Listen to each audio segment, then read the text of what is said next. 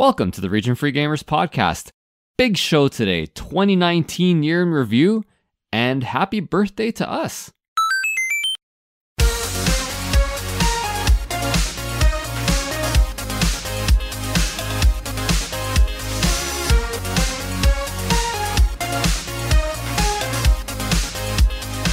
Welcome back, everyone. My name is Ozzy Garcia, and this is the Region Free Gamers podcast, the podcast fluent in gaming. As another year comes to a close, it is time for us to look back on the year that was and talk about what we learned and what we enjoyed. Specifically, we'll be talking about our favorite games of 2019 and also our favorite non-2019 games we played in 2019. Say that 3 times fast. Before we dive into the episode, please remember that if you like what you hear, then please make sure to subscribe to the podcast and, more importantly, leave us a 5-star review on Apple Podcasts. Think of us like PBS, because it's listeners like you that help make this show happen. Except we're not asking for money, just a kind review. So with that said, let's roll on. For this very special episode that only comes once a year, I am joined by the entire crew via the wonders of internet technology. Starting on the farthest time zone, over on Greenwich Mean Time +1, in the Venice of the North, our favorite and only redhead, Geoff Ivets. Yo, hey guys. Taking a trip through the Atlantic, 3,328 miles to the west in the smallest U.S. state, it is our in-house persona expert, Arnaldo Perez. God, I feel like Rose in Titanic when she's like, I'm 87 years old. Coming down the Interstate 95 past the Long Island Sound in the home of the Bronx Shear, it is her favorite guy that could pass off as Dominican depending on the day, Anthony Arriaga. Wow, I don't even know how to take that. Damn. Very culturally insensitive. Yeah. I stunned Anthony. That's a success for me. Let me contact He's the never HR at a loss for department. words. But yes. All right. We then hitch a ride on planes, trains, snowmobiles, and maybe even sled dogs to the capital of Canada's westernmost territory. It is the man that may have been looking for gold, but all he found was a game room. Paul Ramallo. I'll take the game room over the gold. Gold, that seems a lot of work, man. Like, have you ever seen these guys like mine for these little flecks? And oh man, no, thank you. It just seems like absolutely dreadful. I mean, having to, just kind of see whether you have a little bit of gold and all that dirt. It's no. Give me the game room. Give me Persona 5. It's basically outdoors gambling, right? Basically, essentially, with yourself. And so with that, we have a damn full house. More importantly, we are recording this 2 days after a little podcast, the one that just happens to keep on chugging, has turned 2 years of age. Yep. Cue the music, guys. Cue the music. More work for me. That's all I thought was like, oh fuck, Paul's gonna be mad about this. Just do like one party streamer popping or something. It's fine. Listen, we gotta put techno because we're still living in 1999. Oh lord. And so a lot has happened in the second year of the Region Free Gamers, where we started 2019 with 1,900 downloads. As of the time of this recording, we are sitting at 11,000, which to me is completely unbelievable. That's crazy.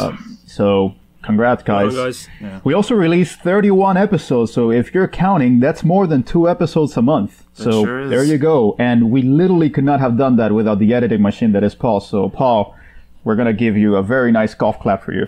Thank you. We also launched a website, which is still in its growing phase, but we hope to continue improving it this coming year. And more importantly, we have also continued to build an awesome community, mostly through Instagram. And Arnie, you're the one that has put in the most work in making that happen, so props to you. Yay, Arnie. No golf clap for me. I know, I was like, damn, not even nothing. Not a whistle, nothing. The biggest thing, of course, is that we added 2 fine gentlemen to the show, in Geoff and Anthony, who have already got 2 episodes each under their belt and have a lot of ideas cooking for 2020. So, Geoff, let me start with you. How do you feel when you look back at your time so far on the pod? Yeah, I've had a great time. I mean, it was a massive honor to join you guys.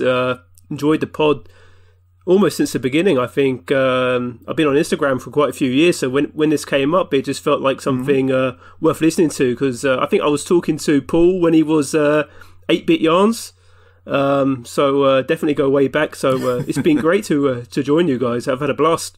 Yeah, and we really have had a lot of fun with you. I mean, we needed our British host quota, so you filled that. So thank you. All I can do is oblige. The existential dread really only sets in after like 10 months. And Anthony, over to you. Has joining the podcast been what you expected? Yeah. I mean, I totally expected coming in it was going to be just a lot of A chat show? Nah, it's just been. I knew it was going to be a lot of fun, but it was going to take a lot of work and dedication. From, it wasn't like. It's been fun. It's been definitely a creative influx in my life. And how have you been able to manage, between your stand-up, which you also started back up during the time that you joined the podcast, and, doing the podcast stuff? Drugs.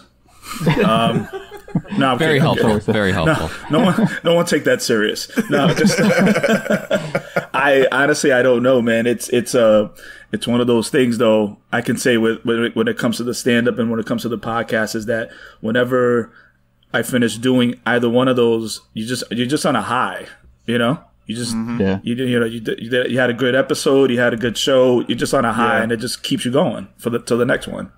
Absolutely. But it's also, I mean, for us, the guys that were here before, it's also good to just kind of look back at 2019, because it really does feel like a year that, we had a lot of changes. And I think that, we didn't quite expect that we would get the traction that I think we have right now, looking back on 2019. Do you think, Paul? Yes and no. Yes, in that I think we do a really great job and the show's a lot of fun, and I think that comes across. So why wouldn't we get more popular? But, no, unexpected in that, who expects something like Success. this? Yeah, exactly, right? There's like 5 billion podcasts out there. So, the fact that we have, honestly, like the fact that we have such a great core group of listeners that we chat with and they help kind of get the word out about the show. It's a lot of fun, man. It's really cool to see. Yeah, honestly, I think that's the best part, at least to me. It's just kind of listening to people saying, you really made my day when, I saw the episode, pop up on my feed. And now I have something to look forward to on the weekend, or now I have something to look forward to on my commute. I mean, we don't really think about it when we're recording, but it really does make a difference. And it kind of gives you, the warm and fuzzies in a way.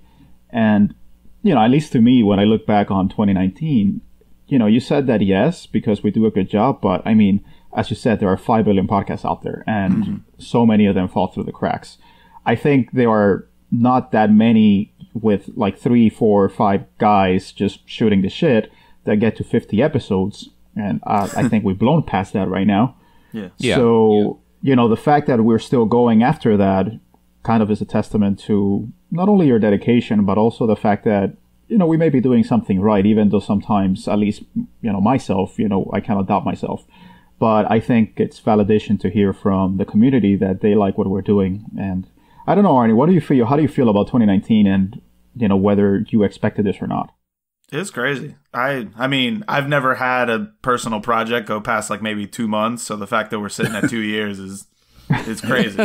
Very true. But I just had one of these experiences yesterday, I think, where somebody put up a story. They were like, oh, just listened to Region Free Gamers podcast and decided to start this game back up again, or decided to pick this game up.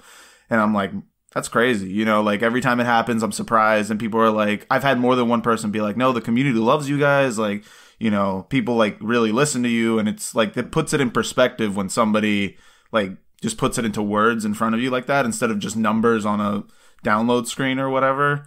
Yeah. I like when my good taste like infects other people. Your good taste for Total Recall definitely has infected other people. More than one person has mentioned Drakengard 3 to me in like the last 2 days, so I will say that virus is spreading. To be fair, I mean, that episode, as of the time of this recording, only came out this week, so it just happens to be timely. But I think the next question I want to ask you guys is, what has been the biggest surprise of 2019? And, for once, I'm just going to start with myself, and I'm just going to say, holy shit, the Vice City episode got like 850 downloads. You're welcome. It continues to be insane. Like for reference, every other episode hits like 250 or 240. Vice City just kept on getting downloaded like 80, 100 times like every month. It was just insane to us, and it just kept going, and it just continued to have legs. And for the life of me, I couldn't figure out why. I mean, besides Anthony and his joke about my dogs being white. Classic. If you haven't listened to that, go back to that episode. But I guess, Geoff, what has been the biggest surprise since the time you've been here?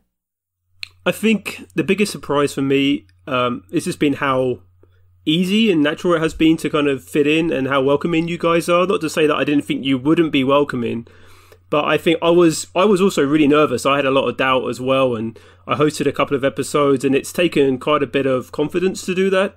And I think I've kind of surprised myself a bit because I've often thought of doing something around gaming out in the media, but joining people who get shit done and have actually done something rather than talk about doing something, like that's been the biggest thing for me. But for surprises, yeah, I think it's how good and easy it's been. But it makes me think there's a lot of work to go on to make 2020 better than 2019.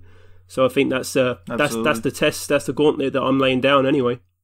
Yeah, the fact that we hate gingers has nothing to do, has not impacted our decision at all in letting you join us.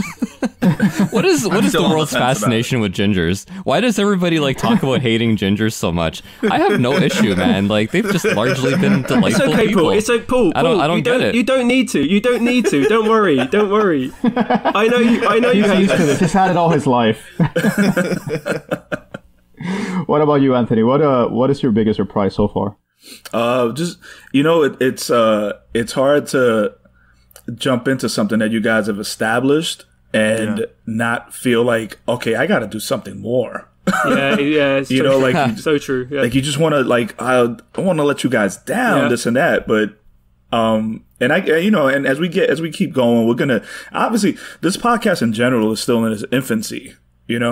But you guys have it established already, so it's kind of like I maybe I speak for Geoff too. Like we just come in and we're like, yo, what else can we do? Like what other ideas can we do to make this pop, make it easier? But you guys have just made it like so seamless, and it's allowed us to just focus on getting more comfortable hosting or coming up with ideas and throwing ideas back and forth. Yeah, absolutely. Arnie, what do you think?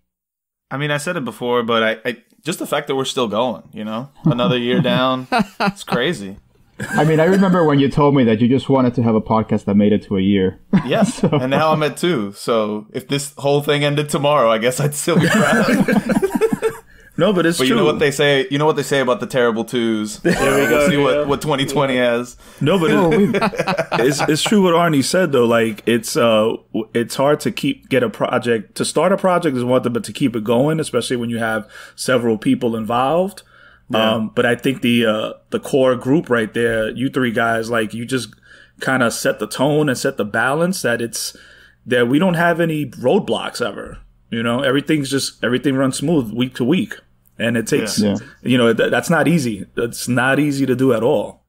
Yeah, well, it helps that Paul takes up a lot of the editing. So thank you, Paul, once more. Yeah, Paul. And don't downplay yourselves. I mean, yeah, we all put in our time, and like the editing has, I mean, stuff like that, like all that technical nonsense, that's been streamlined over time. Like, I'm not saying that it doesn't take time and work and so on and so forth, but it's not like at the beginning, like, geez, man, our first episode, I think it took me like 10 hours or more to edit. And it was just so like, God, it was all so slow and meticulous. And now I couldn't care less. Like, we just throw whatever garbage out there and, Quality control has definitely stepped in.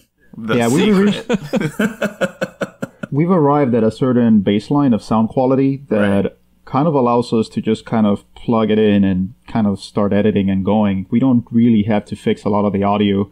It's just good that we don't have to deal with that anymore. But Paul, what's been your biggest surprise in 2019? I wish I had an answer for you. I wasn't really expecting the question. Not that, you need to share these things with us beforehand or anything. But I'm kind of flat-footed by it. Honestly, like, I would say the biggest surprise, there hasn't been a heck of a lot, really, that's surprised me. Like, probably just the fact that we kind of keep growing. You know what I mean? Like, I don't know if I ever expected us to plateau, but the show is growing very slowly and very steadily, and it keeps, it helps keep the motivation going. Like, look, the fact of the matter is, when we started this, my point of view was always like, let's just focus on, number one, having fun, because as soon as it's not fun, then it's over, right? And talking about video games, it's really difficult to make that not fun, because, you know, it's just something that I've done my entire life, and here we've got, you know, all these like-minded people, and the time just flies, like when we're recording an episode. So number one was to have fun, and number two was to just kind of keep improving, right? Like, you know, the sound quality's improved. I think our, you know, performances, like speaking on the pod, I think we've all improved in various ways, getting rid of, you know, certain verbal tics, or speaking more clearly, enunciating more clearly. Like, we've all kind of slowly improved all that stuff over time. And those are really the only two things that I cared about. I figured if we just took care of those two things, then the rest would fall into place. And so everything kind of just has fallen into place, right? Like, the show's fun. I think it sounds good. And people are slowly getting turned on to it. And, you know, that's that. So I hope we keep going for another year. And frankly, I don't really see any reason why not. We're having a good time. Yeah, I mean, we are very critical of ourselves, I think. And oh, man. yeah, I mean, I don't think that we are good arbiters of our own performance. I mean, Paul, I think there's been more than one time where you were like, yeah, I don't know if I was into that. And then it blows up. And then people are like, that was my favorite episode. Yeah. And you're like, go figure. So I think that's something that is constantly surprising to us. I mean, I do remember, Paul, there were many moments in like 2018 that you came up with the question, and, you know, are we still having fun?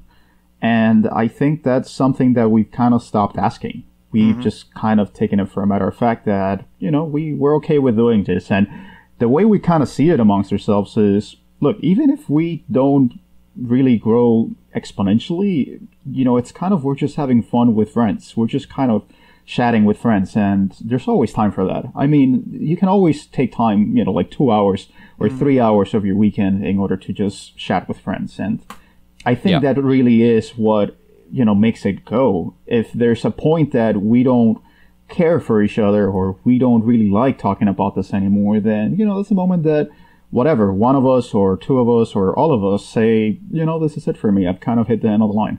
And hopefully we don't get to that point ever. But, you know, we'll cross that bridge when we get there. I'm sure it'll be Arnie. Like, eventually I'm just going to get sick of Arnie. I'm going to be like, I've had enough of this guy. I mean, you already have another Puerto Rican on the show, so I'm assuming this is phase one. Oh, I mean, apparently Dominican. I don't know what's happening here. But yeah, I mean, I think that's really what it comes down to. It's just having fun with, you know, with what we're doing. And I think in that regard, I think that we're doing well. But, you know, just moving on and looking to the future, what can we expect from the podcast in 2020? Let me start off with you, Arnie.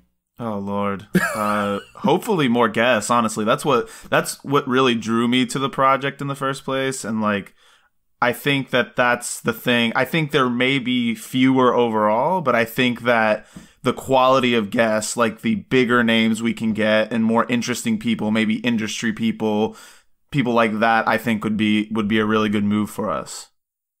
Yeah, I mean, I think that we've cut back a little bit on guests. I think one of the reasons is, you know, there's so much that can go wrong, and that sometimes can take a lot of time and effort in order to fix things that may go wrong. And I think that's why, you know, we felt a little bit more comfortable saying, okay, we can cut back a little bit on guests. Yeah. And the other thing is just that we have 5, you know, hosts amongst us. And I think that, you know, the need to have airtime really becomes more critical. And so that has made the impetus of getting a guest a lot less necessary.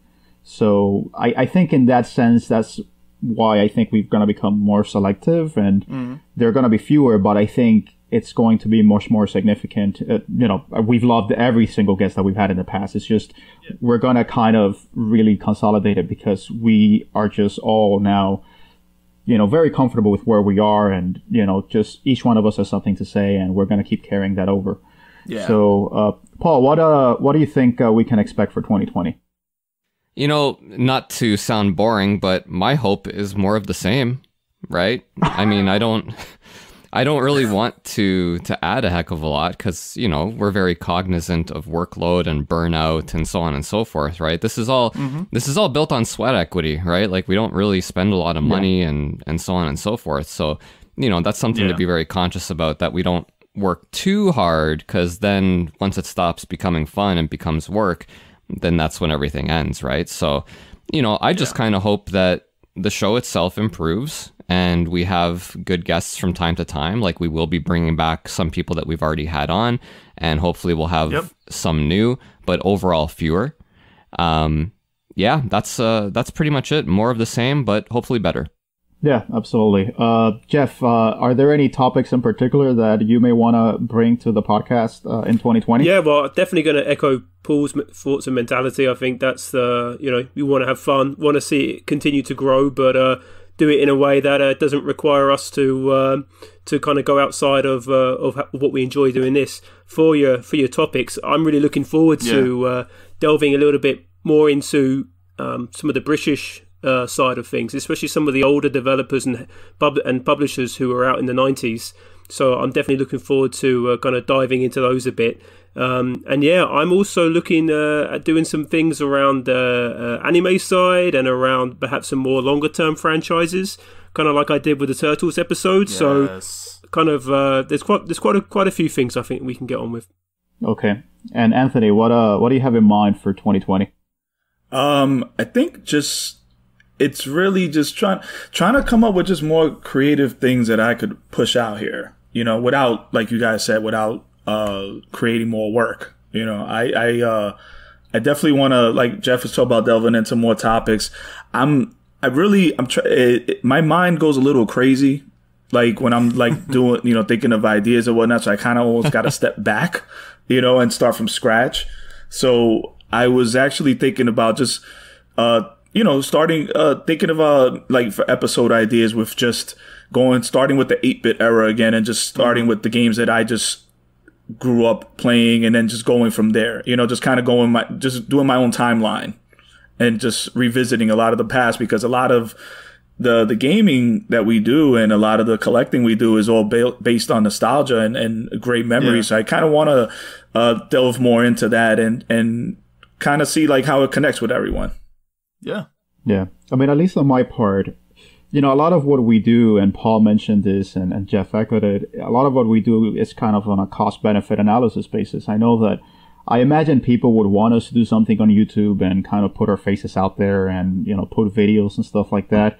You know, the reality is that we just don't have the manpower to do that. And it would take kind of dedicating a lot of our time to that. And, you know, the time that we take is time that we're not, for example, playing games, which is something that we should do if we're going to have a podcast. And that's something that I think, you know, we have thought about in the past, and it just decided, look, we don't think that it's going to be worth the effort. So, but I think for this year, one of the things that I really want to do is dedicate more time to long form writing. And I think that, you know, the website is a very good vehicle for that. And I really want to improve our website. I really want to make it something that people actually go to and people actually read what we're doing. So, you know, I think that's something that's kind of my New Year's resolution for 2020. And I hope that others contribute to the website as well. I think that's one of my goals for 2020 as well. So I think 2020 has, you know, a lot of potential to be a very good year for us. And hopefully it pans out in that sense. Yep. All right. So with that, let us take a quick break. And, you know, we're going to get back and talk about what our favorite games of 2019 were, the favorite games that we played in 2019. So we'll be back in a little bit.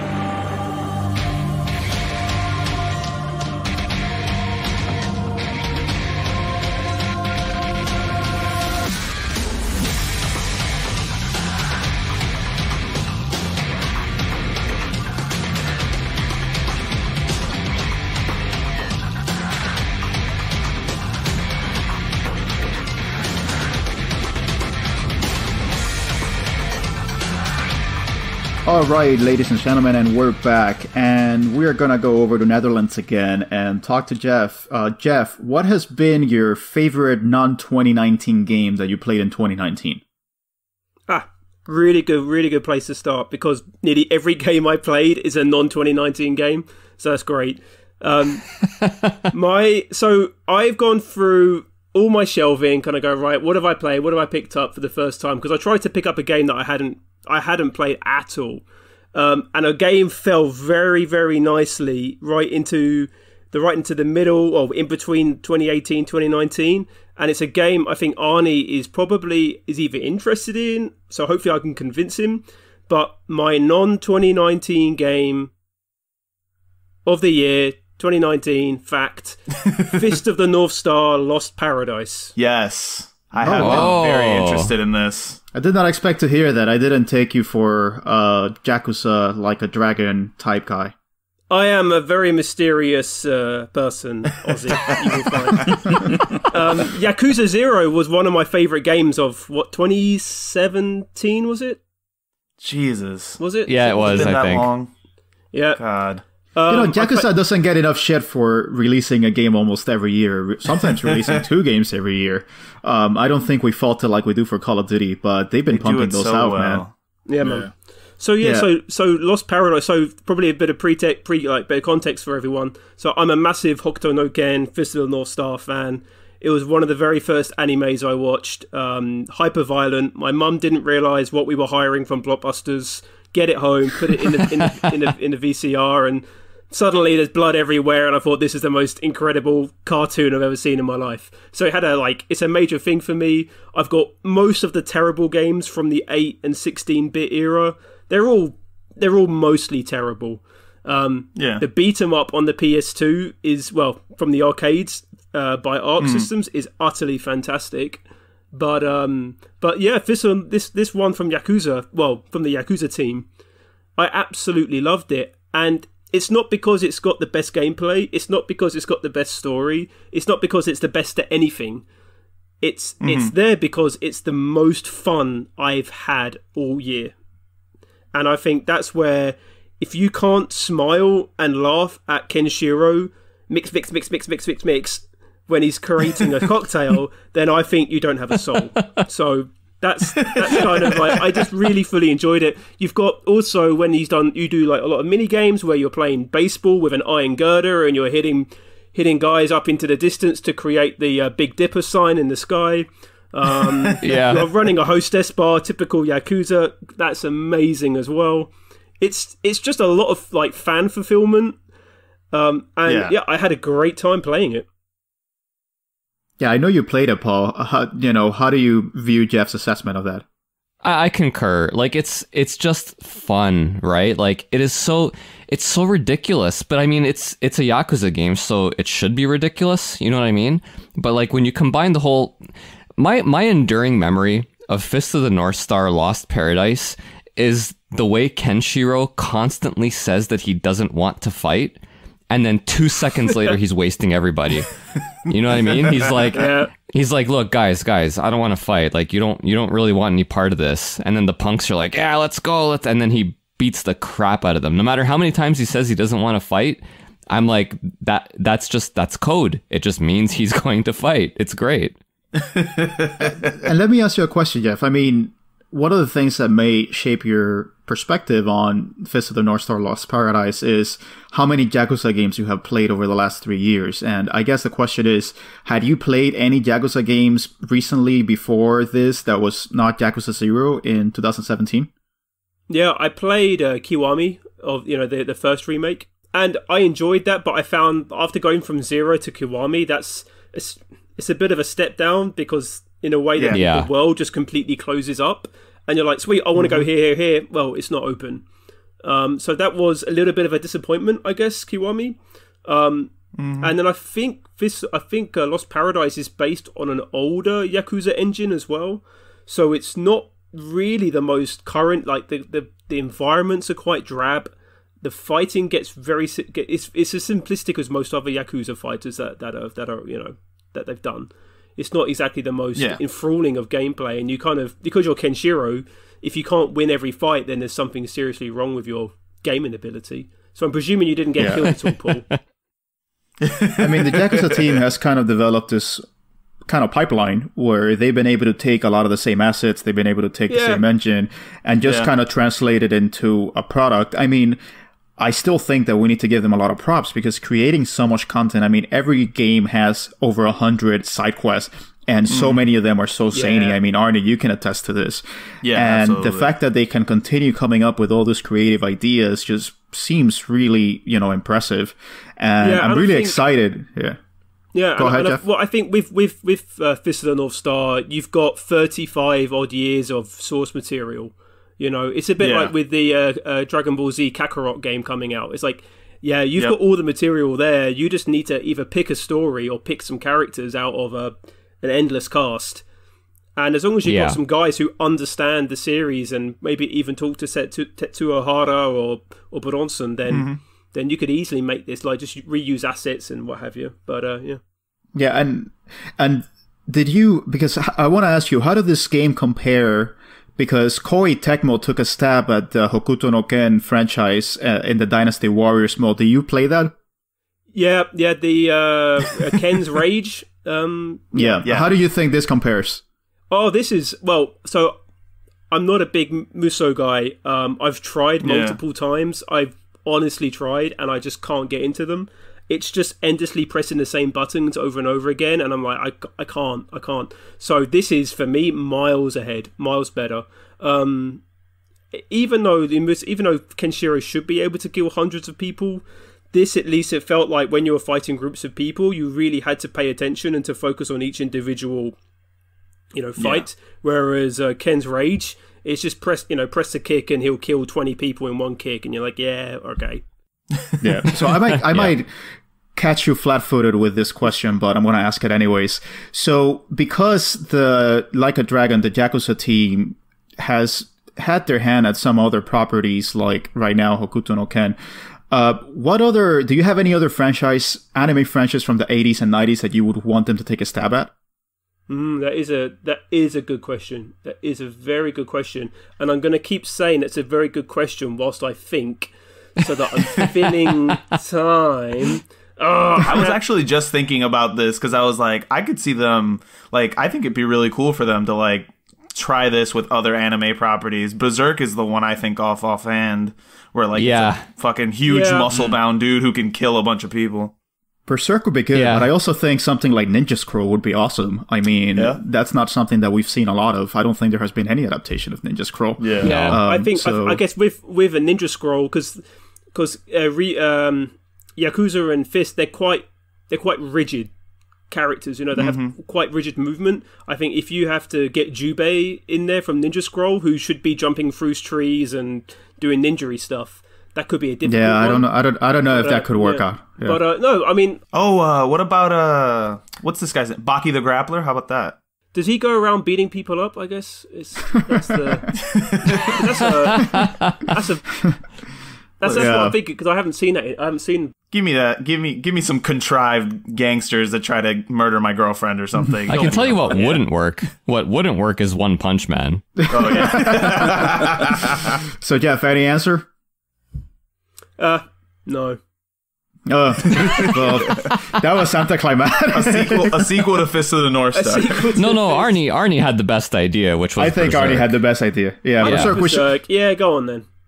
Which is also another one that Koei Tecmo had their hand in with the Musou series. They also had the Band of the Hawk game, so I think it's only logical that they also do Berserk. But with that said, Geoff, what was your favorite game of 2019 that actually came out in 2019? I know that from all of you, you're probably, with Anthony, the one that played the most 2019 games, so give yourself some credit for that. So we're going to be able to talk about some of the games that you did play and that did not make the cut, but... what were some of the games that you were considering in 2019 that didn't actually make the cut? So I'll be honest with you, 2019, that's a bit of a sigh from me. It's been a tough year. I've got a list of games that I wanted to get to, but didn't really feel the big urge to get them up, like pick them up day of launch. I've really tried to like go back a bit and spend a little bit less money when I pick up games. So brand new titles I've kind of tried to keep away from. But the one game that just missed top spot is Sekiro. Okay. That was a incredible game, but the reason why it just falls short for me is because it was a challenge and a chore to get through, and it stopped being fun quite. I reckon about 2/3 of the way in, I was like, right, I'm going to do it, but I'm just going to do it reluctantly now. Yeah, you felt like it was more of a commitment than, an enjoyment that was getting you through it. Exactly. And that's where like Dark Souls always had that balance of, okay, it's tough, but I still enjoyed it, and I still had that, especially because you had the co-op online where you could bring people in online, and you always felt like you had a chance, whereas in Sekiro, it's just a matter of attrition and just learning patterns, and that's not quite my gaming style. What was the most difficult learning point for you in Sekiro? I think I was pretty good at the timing of the repels, which is pretty much the whole battle system. It's just I found it's doing it for 10 minutes straight, 15 minutes straight in the final boss battle, where you've got to be perfect that long. And I think that is the hardest part of that game, where you can get to a point where you can defeat most enemies, but you get to a boss and you just got to be in the zone for 10-15 minutes. I mean, I'm 35. I don't have the attention. I don't have the ability anymore. My fingers have all got blisters over the years, and they're not as responsive as they used to be. And it's also the figuring out too, like the figuring out of how to beat the boss. It's like, oh man, you start. I played Sekiro 2 this year. Like, once you get there, you just get wasted. Like I don't know if this happened to you, Geoff, but like every time I fought a boss, the first time there was never any chance, like never a chance. Like I'm not even gonna bother trying, right?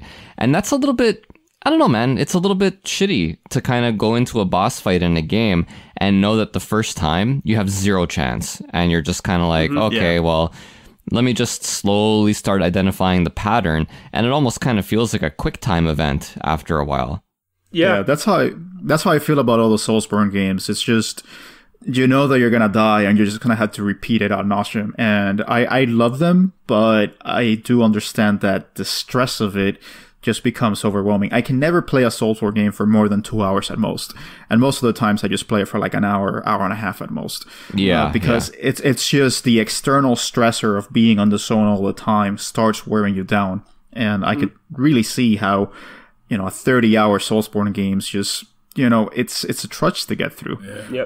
So Sekiro missed the top spot. So which game actually took the top spot, Geoff? Yep. Here we go. So, top spot for me goes to Capcom and Resident Evil 2 Remake. Oh. Really early in the year. That came out in January, so it's hard to remember that it actually came out this year. So what made you...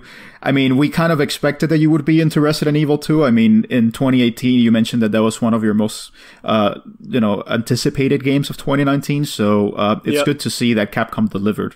Oh, absolutely. I mean, I was talking to another friend about it.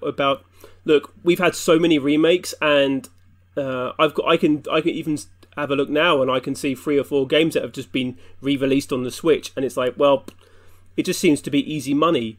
And it took Capcom, it's taken them 15 or 17 years between the remake of 1 and this one, and everyone was hoping for a remake of 2, well, way back during the GameCube era when we first got the remake. So it's been a long time coming, but what I love is just Capcom have taken something, and they've not just rehashed something. They've really gone back to, why was Resident Evil 2 so popular? What was it about the gameplay that people loved? What is it about the story that was interesting? And they kept pretty much beat for beat the game, for good and for bad, from the story-wise. They kept the same game. But the reason why, for me, it's superior to that first game, or at least it's superior to other games I played this year, and there's going to be a bit of a spoiler. It's 12 months old now. I can do a spoiler, right? Yeah. So in the original game, you had Tyrant chasing you, but you always knew he couldn't get through doors. So if you go into another room, you're safe. So you kind of go, right, beat for beat, so far this game is pretty much identical. Obviously, it's got nice new lavish graphics and what have you. And the first time you see Tyrant, you've got that inner confidence of like, all right, I'm intimidated. but I know how to deal with you very nicely. Thank you very much. So I end up running back all the way back to the I want to say center court for some bizarre reason, but like back to the grand entrance hall to the police station. Yeah, the police lobby. Yeah. Yeah. And so you're there, and I'm kind of going, okay, I'm safe. I can calm down. And then you can hear the footsteps, and you're like, okay, well that's kind of cool, like background noise, that's fine. And then you hear a door open, and you're like, right, okay, that's okay, but I'm sure it's just a sound effect. And then you hear a crash, door opens, you look up, and it's like, holy shit, he's here. Everything I know about this game is out the window. Oh my god. And I panicked. I absolutely panicked. And when I managed to get away from him, my heart was out of my chest, and I actually realised this is the first time in, God, it feels like decades, that a game has actually made me scared. Yeah. Oh, and it's a game that I know. And then after that point, I was like, okay, this is a new game now. That confidence is just washed away, and I was like, right. Every time I hear those footsteps, I'm like, oh, good God, what's going to happen next? And that's for me. It's like, it's a remake, yes, but that small change is such a monumental change on the experience. It really made me happy, and I'm thinking, God, a game hasn't made me happy like this in a long time as well. So it's I'm smiling about it now. It was such an incredible moment. That Sekiro, great game, but it never had a moment that made me feel like, wow, I'm so glad I'm playing this. But that moment in Resident Evil 2, oof, beautiful. Yeah. And let me ask you, you mentioned that there had been a number of years since the Resident Evil 1 remake came out. Mm-hmm. Do you think you would have preferred the type of gameplay in Resident Evil 1 remake with the fixed camera angles, etc., to what you got, which was Resident Evil 4, but updated to modern times? Yeah. Yeah, no, and it's a funny one because it's a constant conversation I've got with one of my mates back in the UK who basically wanted Resident Evil Remake 2 with the fixed camera, and he's like, I'm not playing it because it doesn't have the fixed camera. It's like, well, I get that, but I think there's still enough suspense in there to warrant the fact that it's more Resident Evil 4 than it is Resident Evil. I'm of the opinion that the fixed camera, as great as it was to create tension, was also a limitation of the hardware, the software at the time, right? Correct. So I do think that fixed camera's cool, but Resident Evil 2, that like the remake with the moving camera, it was just as suspenseful, and it had me just as much on the edge of my seat than any other Resident Evil game has in the past. Yeah, you kind of had to evolve with the times, and like you said, I mean, I feel like it would sort of add to that feeling of this is not the same Resident Evil 2 that I'm used to playing, because now I have to get used to this, moving camera that I can control. Like, I used to know where all the scares were before. Now I need to figure out where I'm going to be looking at certain times and things like that. I say, if you want to play Resident Evil 2 with the same fixed camera and the same puzzles, play Resident Evil 2. Like, just pick up a copy. Like, this is a new experience. So yeah. Yeah, one of the things that struck me, I played the demo, and one of the things that struck me is how some of the zombies kind of have a personality. There's like a cop that's on the vending machine, and, you kind of see little details here and there that made me appreciate Capcom for really putting in some touches that any other developer would have just been like, they're just zombies, just throw them in there. Absolutely. Yeah. Anyone else play Resident Evil 2? I did not, and that'll be a running theme for me. Yeah, I played a little bit of it, but the thing, like what Geoff was talking about the game, what's crazy is that we call it a remake, but it just feels like a brand new game. Like, that's the thing that's the best part about it, that you could just look at this as a brand new game, not as a remake. And they really put a lot of care into that game. And like you said, Geoff, you're playing the game you've played millions of times before, and you're playing this game like this is the first time you're playing this game. Yeah, exactly. And so, Geoff, are you looking forward to Resident Evil 3, the remake? I am. I mean, I never quite enjoyed Resident Evil 3 because Nemesis is a complete and utter bastard, and I never quite really had like the wherewithal to deal with him every time he or she. You know, I'm all about equal tyrants and nemesis opportunity. Whatever it is. But I always panicked. You know, to be honest with you. So I'm looking forward to doing this and going, right, I'm Jill Valentine. I'm fucking Jill Valentine. She's tough. I can do this. So yeah, I'm looking forward to giving it a go. But yeah, my last point on it is I think as well, this game is a big sign for me of Capcom like coming back to their former glory. I think it's an incredible effort they did here. They didn't just hash something out and slap a sticker on it. You know, they really went all out on this, and I think Capcom, for all the woes and all the shit that they've gone through, this is definitely one of their best periods of their time. I think in the last 10, 15 years. Yeah, I agree. I mean, one of the things that I'm really looking forward to in Resident Evil 3, because as we know from a Resident Evil episode, Resident Evil 3 was actually not supposed to be a mainline entry, but because they had some delays with some of the games that they were developing, including Resident Evil 4, which was supposed to be Resident Evil 3, they decided to make the spin-off into a main entry. So because of that, I think Resident Evil 3 kind of feels a little bit smaller than Resident Evil 2, because it reuses some of the textures from Resident Evil 2. It kind of does a lot of the same things, and so I think that's why it's not as well received as Resident Evil 2. But what I'm looking forward to in this remake is because, as Anthony said, it's kind of a brand new game. Yeah. I'm looking forward to Capcom kind of really adding the necessary content and fleshing out the story of that game, particularly with respect to Jill Valentine, Carlos Oliveira.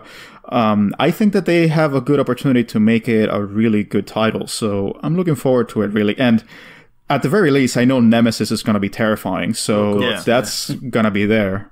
So, okay, well, that's Resident Evil 2. Go pick it up if you haven't already, which the four of us haven't. Only Geoff. But we'll play it, and it'll be probably our favorite game that we played in 2020 from 2019 or something. Yeah. You won't regret it. You won't regret it. Yeah. So with that, let's take a break. Geoff will probably have to go because he's 6 hours ahead of us, and he needs to go and get his drink on. So the airlock on that one. Enjoy, guys. So let us say bye to Geoff. Geoff, thank you so much for being part of the podcast, man. And we're super happy to have you on. Yeah. So we'll be back, guys. Later, Geoff. See you guys. Bye.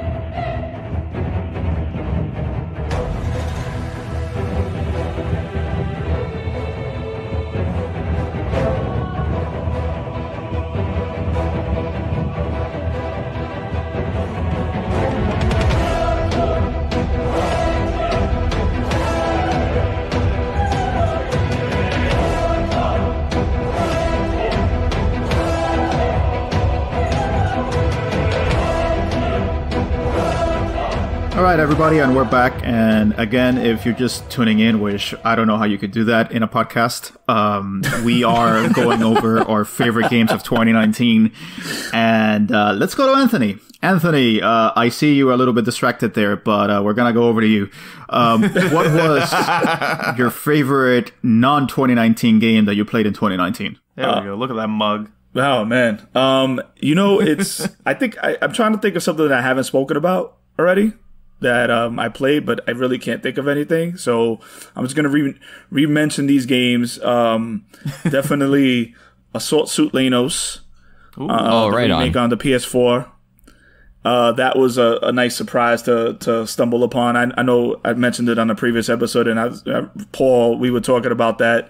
How I'm a huge fan of Target Earth on a Sega Genesis, and such a what I thought was like such a small niche game to have a remake on the PS4. I was kind of like, wow, this is so awesome.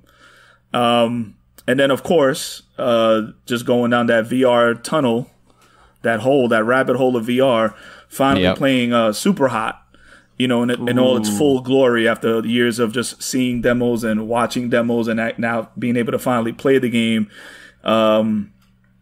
Not only was just like it's amazing when you play a game which looks like a basic tech demo, but turns out to be so much more, and it shows you like it's how gameplay can just trump anything in terms of just a video game. Did it live up to expectations in like the gunplay? For sure. Yeah.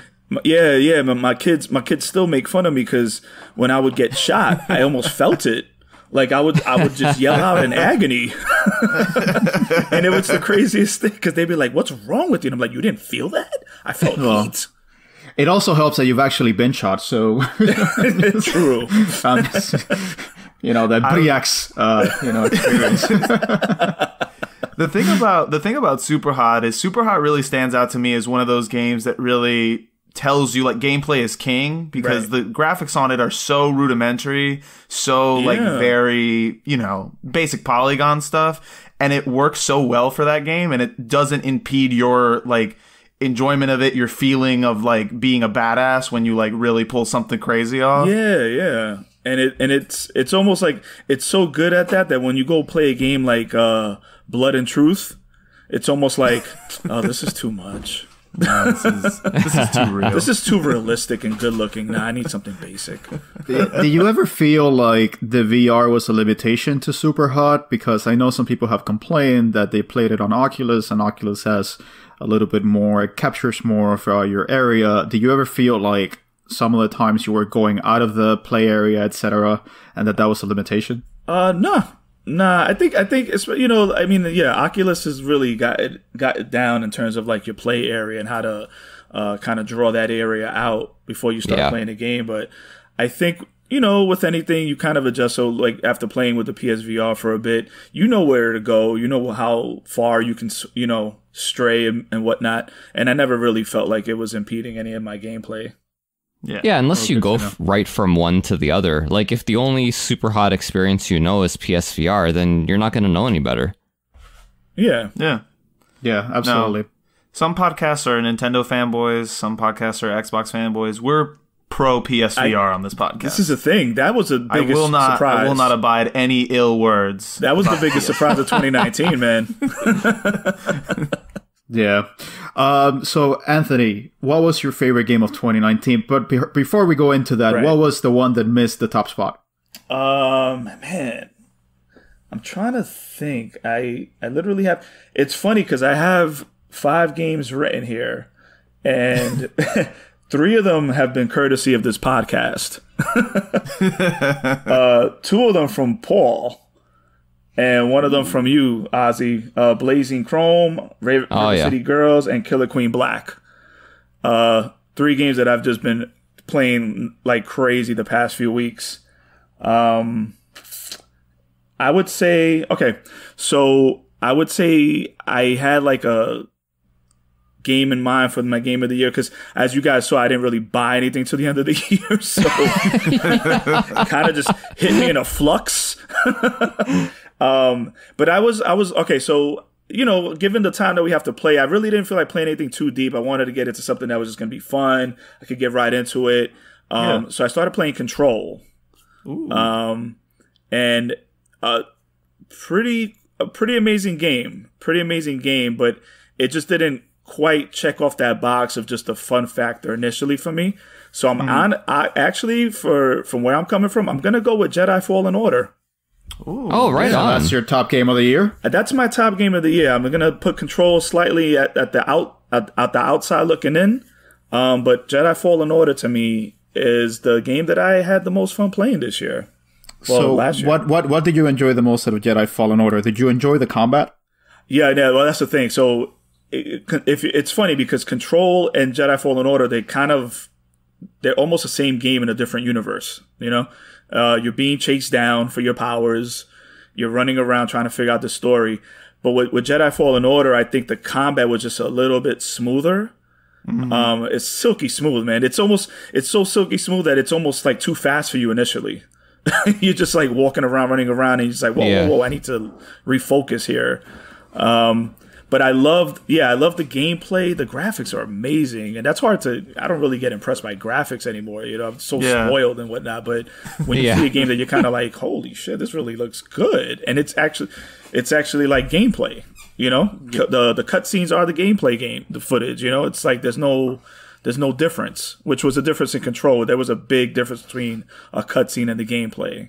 Yeah, gotcha. Yeah. How did you feel with the fact that the gameplay and the combat was more of the methodical kind of Soulsborne flavor rather than just a hack and slash as we tend to see with Star Wars.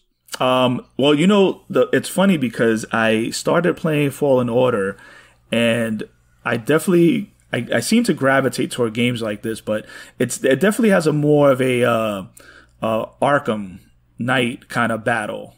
Okay. Right? It's kind of got that feel, which is cool in the sense because when you're talking about iconic characters or like a Jedi or a Batman or something like that, it's cool to feel like a badass while you're fighting people. Yes. Without it being overcomplicated. And that's the first time I played that I could remember playing a Star Wars game and just taking out that lightsaber and doing that combat that just felt like, wow, I am a Jedi. Like I just messed these guys up bad. Yeah. I think one of the difficult parts of playing as a Jedi and with a lightsaber is that a lightsaber is just an awesome destructive force that it almost feels unrealistic, quote unquote, if anything can be realistic in Star Wars, to have a lightsaber that just doesn't cut through everybody and splits them in half. I mean, that's, I think, one of the more problematic aspects for gameplay in a Star Wars game. So did you feel like Star Wars Jedi Fallen Order handled that well? No, it did. It did. I think it did because I guess you got these stormtroopers coming at you and they've got their own sort of lightsaber kind of combat. You've got the main villain in the story. They're coming at you and they're just as badass as you, even more so. And it like I said, it balanced the badassness of being a Jedi, but at the same time, like you got these stormtroopers shooting at you and being able to deflect those shots back at them. Yeah. Was like one of the coolest things. Yeah, it's like dominating, but still, like, I don't care. I'm a Jedi. I'm trying to get to the next level. I think this is a thing that's missing from Sekiro, for example. Not to bring it back to Sekiro again, but like in Sekiro, they're always talking about how the main character is like this storied shinobi and he's such a badass. In the game, he gets killed way too much to be such a badass. You know what I'm saying? Yeah. Yeah, by low-level enemies. Yeah. Yeah. Yeah. Well, that was the thing with Dark Souls, right? Because in Dark Souls, you're kind of like a loser. Yeah. Yeah. Like when you start off, you're not like the greatest guy who ever, graded anything. You're just like a nobody. Yeah. And that makes sense. I'm like, you sort of build yourself up, and by the end of it, you feel like, oh crap, like I've come such a long way from where I was. Whereas if you start the game as being number one badass and all you're doing is getting your butt kicked every 2 seconds, and you're like, well, I guess I haven't really gone very far, huh? Yeah. And that's something that developers have gotten a lot better at, kind of bridging that what writers have called ludonarrative dissonance, where the narrative tells you that you're supposed to be this guy, but the gameplay reflects something else entirely. Yeah. And I think what you're referring to, Paul, I'm just going to call it the Superman problem, because, Superman is supposed to be invincible, but how do you make someone that's invincible fun to play? Yeah. And I think that's what you're having here. And I do hope that developers continue to improve with respect to that. At least with respect to Sekiro. I haven't played it. I really want to play it. But I really hope that From Software kind of moves away a little bit from that kind of hardcore Soulsborne flavor, because, I feel like Sekiro fits the mold more into a Tenchu type of game where, yes, Tenchu is hard, but you don't feel like you constantly have to, kind of fight with the game in order to be good. Mm-hmm. And it just kind of lends itself to a sort of different gameplay style. And if you're supposed to be the story shinobi, part of it is just feeling like a badass. And as you mentioned, Paul, I don't think that's necessarily what you get out of playing Sekiro. No, not quite. No, especially when you're fighting a boss and the boss visually isn't terribly impressive. Like if you're fighting a boss and he's gigantic, and okay, yeah, that's one thing, right? Like there are monsters and so on in the game. But when you're fighting a boss and it's just like a dude and he's ruining you, it's like, okay. Yeah. Yeah. And so, Anthony, did you feel that Jedi Fallen Order fit well within the storyline of Star Wars? Do you like the story? Yeah, well, that's the other thing too. Like, so I just love Star Wars in general. Like, I'm not saying everything's great in Star Wars, but it's just fun. I grew up on it.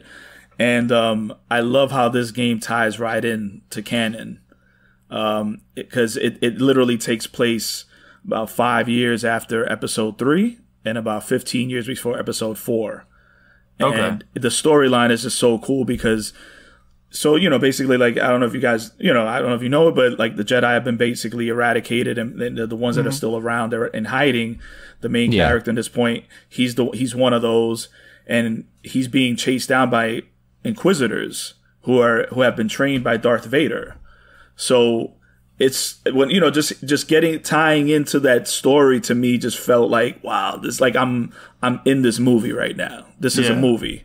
You know, sometimes it's very rare that I play a video game that I was like, damn, I wish this was a movie that I could go watch. But well, I like that you start off as a Jedi. Like, I like that it's not like you're just so good at everything that you definitely need to be a Jedi. Yeah, you start off and you already have, you already know how to use the Force. You have a lightsaber on you.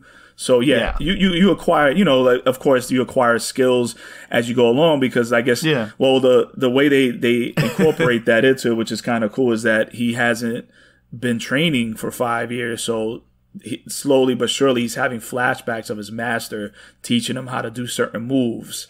And that's how he starts using those moves in the game. Yeah. Yeah, so that's how they can implement the Metroidvania elements and make him into a sort of Samus. Right, exactly. Yep. Yeah, so I guess the question is, Anthony, would you want to see a sequel to this, kind of following the same storyline? It's hard to say. You know, the selfish part of me says yes, but then the reality is, like, we've been down this road before, guys. We've got a great game. We asked for a sequel, and then little by little, it just starts having holes in the whole gameplay and whatnot, you know? So I'm kind of undecided at this point. But yeah, right now, as I'm playing, before I even finish this game, I'm like, man, I would love to see a sequel. But at the same time, kind of weary of this. Personally, hey, man, sorry, since we're on the topic, Anthony, Rise of Skywalker, thumbs up, thumbs down? Oh, thumbs up, man. Thumbs up. Yeah, eh? I wish I had more thumbs. It's proving very divisive, and that's kind of what I was going to touch upon. I'm kind of over Star Wars a little bit, same way that I'm over the whole Marvel Cinematic Universe. Well, to your point, that's how I feel about Fallen Order, right? Like, even like Rise of Skywalker, great movie, great game, but I don't really need another one right now. You know, like I think the only thing I need is more Mandalorian. I have all the time in the world. I was about to say that's I think that's probably the best Star Wars has ever been in 40 years. That's definitely off of the main line. That's probably like one of the best things they've done. It's so cool, and they can go in so many directions with it. There's just a thing, and I think this has been going on for years, specifically with Star Wars, is that people, especially people that I've talked to and me personally, it's like, we don't need any more Jedi. We have our Jedi movies. Right. Like, you have so many other things that you can, like, look into and, like, explore. And, like, if I never see another lightsaber again, perfectly fine with that. Like, we're good. Yeah, I mean, give me my Jango Fett movie, please. To be perfectly honest, I mean, I think that any time that you have kind of an adaptation of Lone Wolf and Cub in the Star Wars world, I am all over that. I mean, the fact that you have a Mandalorian with a baby Yoda, essentially, that, you know, in a Western kind of setting, I absolutely am head over heels with something like that. Yep. Yeah. Definitely. Yeah. But I guess one more question for all of us. Are we looking forward to the Obi-Wan Kenobi series? Oh, hell yeah. I think that's a vein that can be mined successfully. Yeah. Right. Yeah. Probably like in short order to probably be like maybe 6-7 episodes a season if they do even more than one season. So you're not like being just overwhelmed with too much Star Wars at that point, or Obi-Wan Kenobi, you know? Yeah, I already am, but you know, I'll let them do it and see how it plays out. But just you guys mentioned about Rise of Skywalker though, Paul. It's funny because people are so divisive about it, but it's just like, just let go and just go watch a movie, have fun. Damn, that's kind of how I felt about it. Like, I left the movie theater and I was like, That was all right. Like, I don't think I was as high on it as you were, but like, I went into it with a certain expectation, which was that it was going to be the end of a trilogy. It's going to be a Star Wars movie. The end of a trilogy is going to be, you know, it's just going to be more action packed. That's just kind of how it is, because everything's resolving. There's less build up. And that's pretty much exactly what I got. So I left the movie theater. I was, you know, satisfied. I didn't like it as much as Last Jedi, but a lot of people seem to really dislike Last Jedi. I'm almost afraid even giving that opinion, but But anyhow, it was good. It was fun. Yeah, people it's a movie theater movie. Fun. I actually went in going to see Skywalker as I was going to be let down. I was prepared to be let down. So when I saw the movie, I was like, "Oh, this is so cool! So many cool callbacks, little Easter eggs. You know, it's fun when you catch an Easter egg like in real time. I'm like, wow, smart. Yeah. This is awesome." But again, my favorite movie of this Star Wars cycle was Rogue One. Yes, and I'm like, oh yeah. And I'm like, aside from Darth Vader showing up at the end, like not a lightsaber in sight, still a great movie. Right? Yeah. Just the right amount of lightsaber. We need a movie about all the contractors on the Death Star, a la Schindler's List, essentially. With that said, with a very timely reference, let's take a break, and we're going to come back with more games of 2019 and not of 2019.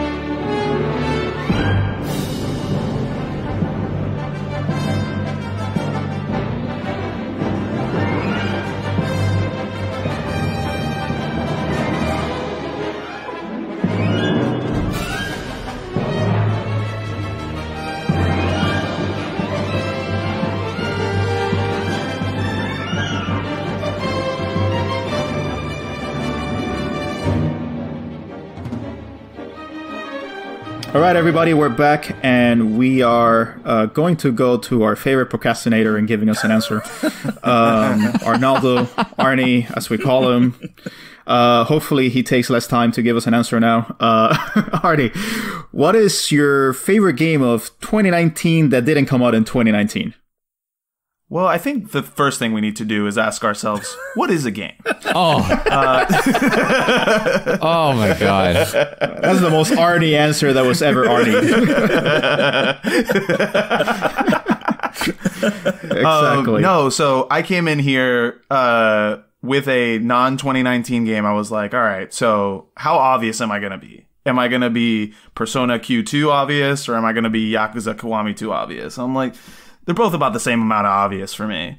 But then I remembered out of nowhere that I did play a non-2019 game in 2019 that I enjoyed very, very much. It was actually lent to me by a listener of the show. So shout out Mr. Game and Brews. Paper Mario, the original Paper Mario. I mean, Thousand Year Door, I'm sorry. Thousand Year Door on the GameCube. I had been wanting to play that game for years, probably 5-10 years. However long it's been since that game came out. And it was one of those where I'd hyped it up in my mind and I was expecting to sort of be lukewarm about it at that point. And it still blew me away. Like, I was still like, this is great. Probably one of my favorite, I mean, it's got to be up there on my favorite RPGs list at this point. But it was just such an enjoyable experience. Like, there's nothing about it that's necessarily new or like challenging, but what is there, like the characters, the story, the ambience, like the mechanics, the battling, everything just works together so well to create an experience that like I can't really compare to anything off the top of my head. Is this a game that you would want Nintendo to kind of repackage the same they did with the Mario and Luigi series and kind of sell it? Do you think it would actually sell if it was repackaged like that? Yeah, I think if they launch this on Switch, a la, I don't know, Link's Awakening or something like that, I think this would do gangbusters. I think people would really enjoy it.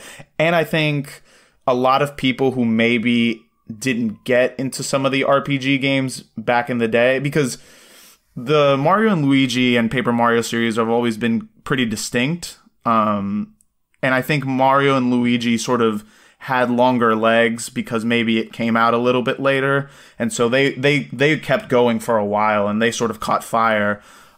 Paper Mario was always a lot more experimental and I think that was to its detriment after a certain amount of time. Interesting. It's one of the things that I will continue to lament. I have the very unpopular opinion that Shigeru Miyamoto has done a lot of damage to Nintendo and its games over the last 20 years. And one of the more detrimental things, perhaps the most detrimental thing that happened to Paper Mario, is his mandate that they could only use kind of like the same 5 characters for every single game. And that's how you ended up with all the NPC characters being like Toads. And that's something that Paper Mario, the Thousand Year Doors, didn't have. It had a lot of variety, it had a lot of different characters with different personalities, and a lot of humor. It's a lot more difficult to carry humor with the same kind of character, kind of projecting that humor. Even though the writers may be great, you still have the same character voicing this. So it's a lot more difficult to differentiate the voices, the particular individual voices. So, did you play the later games, and how do you compare that to the Thousand Year Doors? So I played the first 3. So I played Paper Mario, I played Thousand Year Door, and then I played Super Paper Mario. And that's what I mean when I say like Paper Mario always seemed a little bit more experimental to me, because I've played at least 3 or 4 of the Mario and Luigi games, and they are different. They have like different mechanics, but the skeleton, like the structure, is to me very similar. Like, even with the battling, a lot of the story, like the beats, it seems like similar in that sense. But from Thousand Year Door to Super Paper Mario, it's almost completely different. I mean, like, the graphical stylings have changed, the mechanics have changed, the writing has changed. Like, a lot of it is just like these 2 games don't necessarily flow into each other seamlessly. And that's not to say that Super Paper Mario is bad, because I really enjoyed Super Paper Mario as well. Now, after that, I've heard that it gets a little tricky, because I think Sticker Star comes after that, and I've heard not great things about that. Yeah. And then Color Splash is the other one, and I've heard mixed things about Color Splash. Yeah, Sticker Star is the one that got the worst reception out of all. I mean, it's still a Mario game, and it still got the Nintendo bump. But I think the general understanding is that was definitely a 5 out of 10 game. That definitely failed to live up to the potential of its predecessors. Did you feel like the story was sufficiently epic? For Thousand Year Door? Yeah.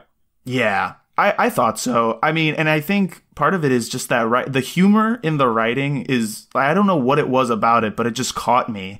Like, I was like, the way that you interact with your party members, the way that they play into some of Mario's tropes, like the fact that he doesn't really talk, he just like does sort of like crazy body motions to express his emotions and things like that. Like, they make little jokes here and there about stuff like that. It's always really entertaining, like the way they can sort of pick at small things that you as a fan are like, oh yeah, I have noticed that before. Like, I hate that. Like, that callback really makes you feel like the writers are in on the joke, basically. Yeah, it's very fourth wall breaking. I think that's a lot of the humor comes from breaking the fourth wall in those games. So nice, man. I mean, Thousand Year Door, it's on the GameCube, still hasn't been re-released. Hopefully we get a re-release in the future. So Nintendo, if you're listening to this kind of niche podcast, make sure to make it happen. So Miyamoto-san, I know you listen. Yeah, and I hope you're listening, you fucking asshole. Jesus. Well, that's it for him. Gonna have to cancel our Doug Bowser interview. All right. So, Artie, what was the game that almost made the cut in your favorite game of 2019, but I mean, it ultimately couldn't quite get there? Listen, as pointed out by Paul, I've now learned I've played 2 games that technically came out in 2019. and so the one that you basically have 2 games that you can talk about. Correct. And so the one that didn't make the cut was Trooper Brook. I talked about Trooper Brook in a recent episode with Paul and Anthony, I believe. And Trooper Brook is basically like this PS4 point-and-click adventure game. Again, much like Mario Thousand Year Door, I'm starting to find that, like, as I get older, writing in video games is becoming more and more important to me. Like, having in not just the story, but having like interesting NPC dialogue, like having something that's engaging, that sort of gives the character a little bit of life. And like, I understand, by the time I'm done playing a game, like I kind of understand this character's personality. Like, things that they say, little quips that they make, like little extra things that you can find if you search around. Like that stuff is becoming a lot more meaningful to me in terms of how I view games and how I appreciate them. Yeah. But yeah, so Trooper Book just missed the cut. I would highly recommend it. I think it's like, I want to say if you find it at GameStop, it's like $15, $12. Like it's not very expensive. Yeah. Yeah. Yeah. And so which one made the cut? The one that made the cut. Okay, so technically, the early access of this game was released in November of 2018, but the full game was not released until 2019. So Beat Saber. Beat Saber is my game of the year. I've only had it for less than a month, and I already love it more than almost anything I've played this year. It's so good. Wait a minute, because this was Paul's game of the year. Last year. Yeah, this was my game of the year last year. PS4 last year, then it was an early release, Arnie, so... It was early release November 2018, and it's full retail release in May of 2019. I promise you. I don't believe that, but... I'll have to go back to it. I gave myself this technicality. We may have to disqualify Arnie afterwards, so we'll figure it out after the episode. I stand my ground. This is definitely a game I'm picking up this year. I have to pick this game up this year. I've already bought 2 music packs for it. It's made me very happy. I'm still terrible at it. Arnie has all the early 2000s punk that you can get, basically. I know. The 2 packs that I bought are the Green Day pack and the Panic at the Disco pack. So Next is Blink 182 pack. I hope so. And with that, Arnie has his whole youth in a pack. Oh Lord! And it really is like I've had people play it, and it's one of those where it's just as entertaining. Like Paul, I think, has talked about this. Like it's just as entertaining to watch somebody play it as it is to play it yourself. Oh yeah, because there's so much movement, right? It's just funny watching people contort themselves and like, giggle and gasp when they, nearly miss and so on and so forth. It's great. Yeah. So I guess. Go ahead, Arnie. No, I was just going to say the other thing, too, is like when you, much like what Anthony was saying about Fallen Orders, like when you get into a groove in this game and you start nailing things, you feel like a badass. Yeah. Like you're like, I am rhythm master right now. So, Arnie, are you still, I know that you got VR back in Black Friday. Are you still high on it after this month? I know a lot of people get VR. They kind of play around with it and then they kind of put it away. So are you still high on it? Yeah, I've been using it consistently for a bunch of stuff. There's been hits and there's been misses with different VR games, like I think you'd get with anything. But overall, I'm still super impressed with it. And I think my favorite part of it really is like the playability with other people. Like I've had people over and it's even people who don't play games, it's very easy to tell them like, put this stupid thing on your head and like, let me watch you flail around for like 15 minutes. And it's always entertaining. People always love watching it. They feel engaged with it. And I think like PlayStation has now done a great job of putting out a library of games that are fun enough to play and have enough variety that you're not just doing the same thing over and over again. And now they're starting to become very affordable. Like they're going on sale. They're really trying to push this into, the next year. So I really appreciate that. Yeah. I mean, I'm still kind of high on it as well. It's just sometimes, just the act of putting yourself, in that zone and kind of covering all your senses. It's kind of hard, for example, when you have dogs, and you're worried that your dogs are going to tear shit up or something. Yeah. And, it just kind of takes a kind of sensory deprivation that sometimes you can't necessarily afford. Whereas, if you're just playing your typical 2D games, you can just put the controller down and you're good. So I think that's something that definitely impacts your decision making in whether to play VR or not. But I'm glad that you're still playing it. I think, being in an apartment by yourself really helps a lot in doing that. And not looking ridiculous in front of other people. So that's good to hear. I mean, Beat Saber, I think we talked about it, on our last Game of the Year episode. And we did. I think we're very Paul was high on right. it. He was right then, and as he's right now. So, at least 2 of the hosts concur Beat Saber is recommended. Highly. So definitely pick it up. All right, guys. That's Arnie. Anything else you want to say, Arnie, before we take a break? No, I think I'll try better in 2020. I will say my one regret of 2019 was I felt like I this was the year, and I don't know, this might sound weird, but this was the year where I really felt like not having a Switch meant I was missing out a lot. You don't say. Yes, you Like did. Three Houses came out, Pokemon came out, Link's Awakening came out. Those were games that I was like, damn. Yeah, I do actually want to play those. But you chose a VR over a Switch, so you have only yourself to blame. It's a wonder you're still here. Who knows? If I had chosen the Switch, maybe Mario Odyssey would have been my game of the year. All right, guys, and with that put down of Arnie as he deserves, let's go take a break. Sorry, Arnie.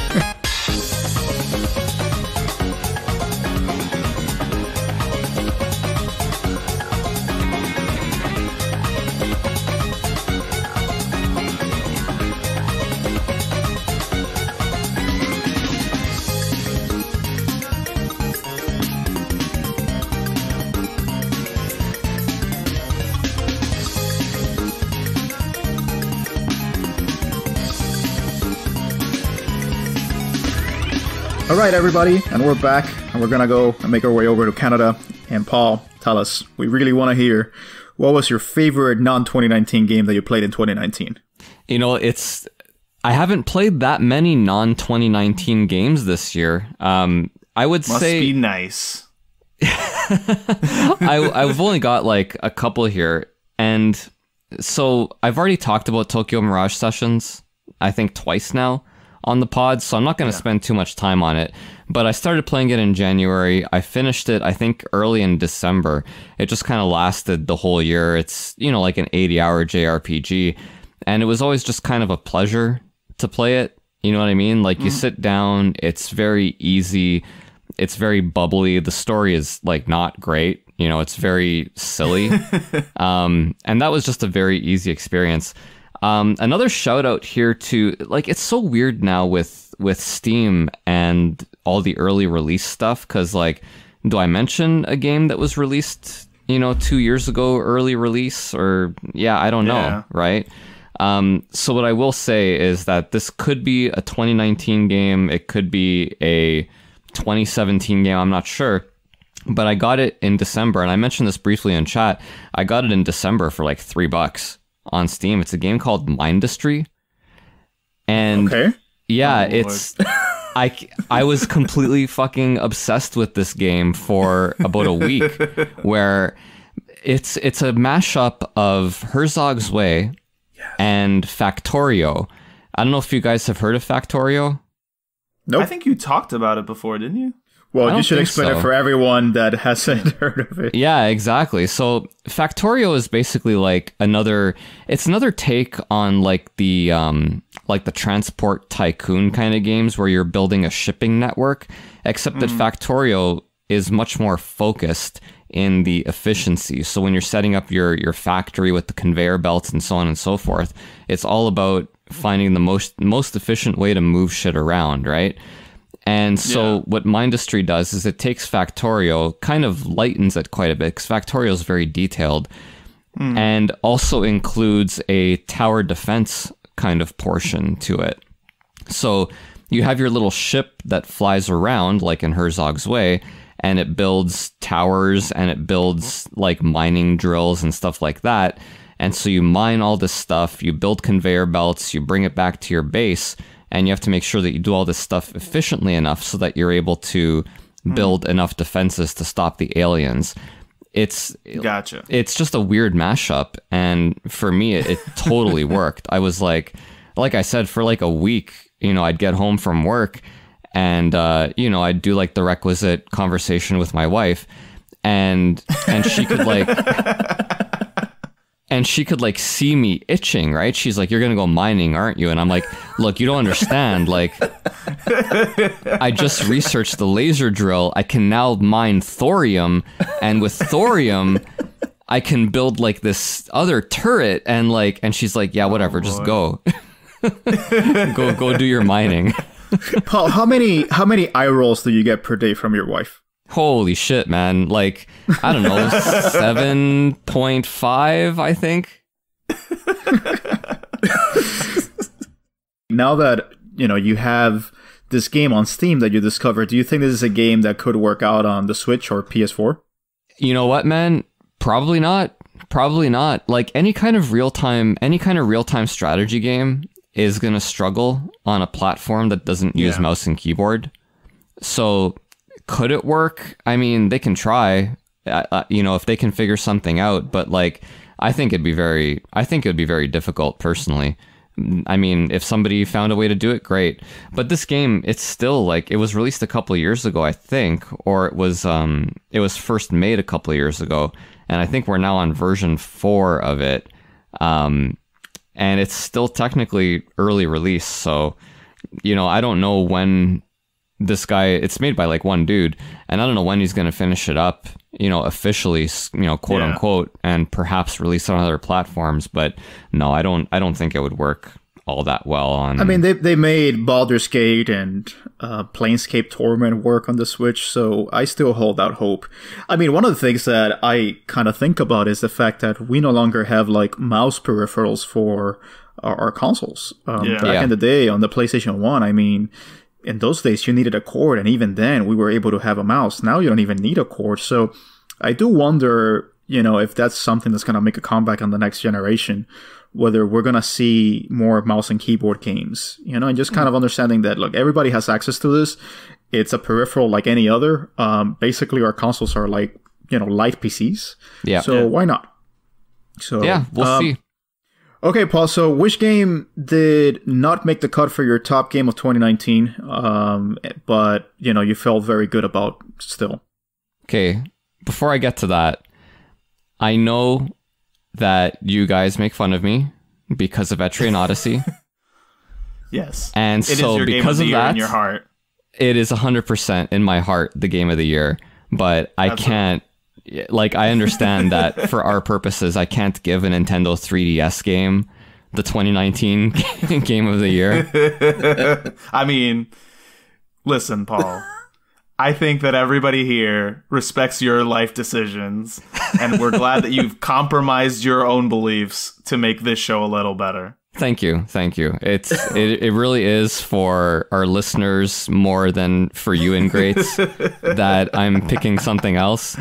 But yeah, it would have been Etrian Odyssey. That game made me very, very happy this year. Etrian Odyssey Nexus, to be specific. The one that missed the cut, Sekiro missed the cut because of the aforementioned reasons. Like, it's a beautiful, beautiful game. Like, such a pleasure to look at. And some of the set pieces are just awesome. Like, awesome. But nonetheless, like, after a while, it's just kind of like not that much fun, bit grindy. And so for me, it was a toss up between like Killer Queen Black and Slay the Spire on the Switch. I will say, for as much as PSVR was the thing for you guys this year, for me, it was the Switch. Like, the Switch was just almost all I gamed on at all this year. My PS4 really, really kind of collected a lot of dust. So yeah, it was between, and again, like last year, like it's mostly kind of the indie games and the new gaming experiences that are just kind of grabbing me more than anything else, right? Yeah. And Killer Queen Black and Slay the Spire are, for me, entirely new gaming experiences. So I would, if I had to pick one as game of the year, probably Slay the Spire. And Killer Queen Black, like, I suspect that because we recently, you and me and Anthony, Arnie, we recently recorded an episode where we just kind of talked about what we were playing lately. But I think we're going to release this one first because, 2019 and so on and so forth. So we'll say Killer Queen Black doesn't quite make the cut. And I already talked about it quite a bit on that last episode, so I won't rehash it here. What I will say is that I've got guys coming over tonight. We're going to play it, and it's going to be the highlight of my day. Like, man, oh man, there's nothing like that game with a bunch of people in the same room. It's so good. It's funny because when I try to explain that game to somebody, I mess it up so bad. Oh, yeah. I try to explain the rules and what to do. I'm like, this is bad. I don't even know what to tell you. Just watch. So what made Slay the Spire get the nod? what made Slay the Spire get the nod was that it's just so new, right? Like, as soon as I saw it, as soon as I saw what kind of game it was, I knew I was going to be in trouble. Like, I knew that this was going to be a game that was basically like made for me, and I knew that it was going to grab me, and I was pretty sure it was going to grab me and not let go. So basically what it is, I don't know if you guys, have any of you guys ever played the board game Dominion? Yes. I've heard about it. Yeah. So basically what Slay the Spire is it's a deck building game, right? So you start off with a deck of 10 cards, and then you progress through a tower, the spire, and you go floor by floor, and you defeat enemies using your deck of cards to make attacks and to defend against their attacks. Every time you defeat an enemy, you select from 3 random cards. You can select one or none, right? Because they might give you an assortment of cards that doesn't necessarily fit what you want to do with the deck. So as you progress through, your deck gets stronger, the enemies get more difficult. You also find like items that help you out and so on and so forth. And there's 3 bosses, so you finish part 1, part 2, part 3, and there's like a super secret boss that's really hard at the end.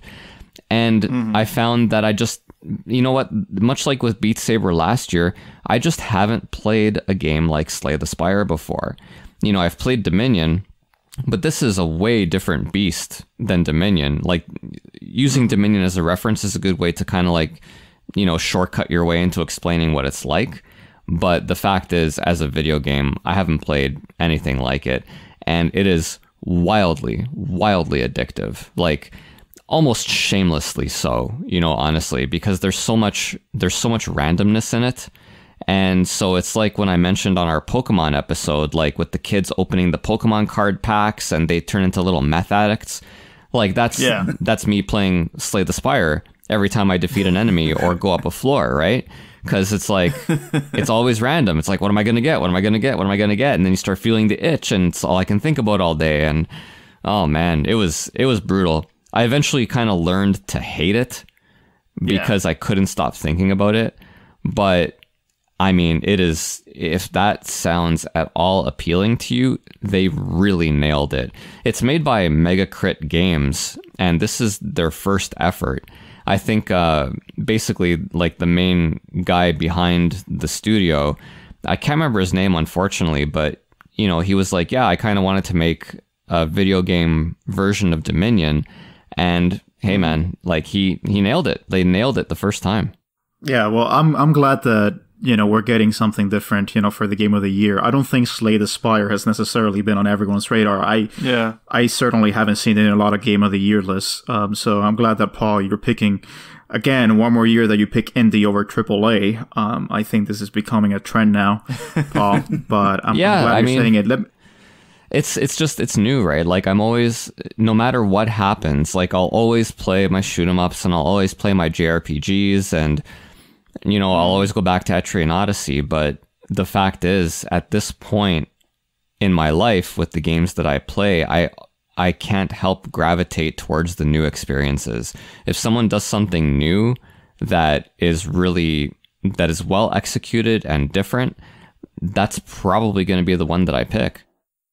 Yeah. So one more question before we take a break. Do you feel like this is a game that you would have enjoyed as much if you were playing it on the PS4 rather than the Switch? Of course not. No. The fact that it was on the... Sorry, Arnie. The fact that it's on the Switch meant that I was able to take it to work and play it on my breaks, right? Whereas if it was on PS4, I could only ever play it at home tethered to the TV. And it's not like, it's not a graphically impressive game. It doesn't have to be enjoyed on a big screen. Like, you know, something like Sekiro really helps playing on the big screen. Because, like, for example, in Sekiro, there's one set piece, one section where there's this giant serpent, like, coiling its way through the mountains. And you kind of have to stealth your way around it. And when it attacks you, like, it's just a huge snake head coming at the character.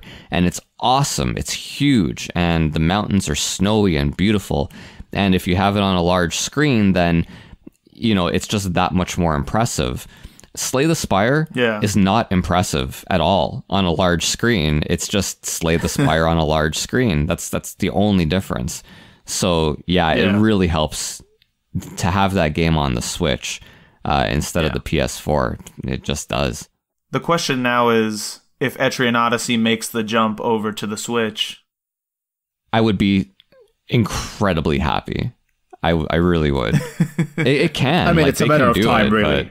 What's that? Yeah. It's a matter of time, really. I mean, at some point, the 3DS is going to die, and we're going to have, Etrian Odyssey on the Switch. I think that's kind of inevitable at this point. I don't know, man. It's popular among its fans, but it's never been like, a gigantic cash cow. So I wouldn't be surprised if they went on and moved on, if that studio went on and moved on to a different game or a different style of game or something or other. Yeah. There's 8 Etrian Odyssey games available.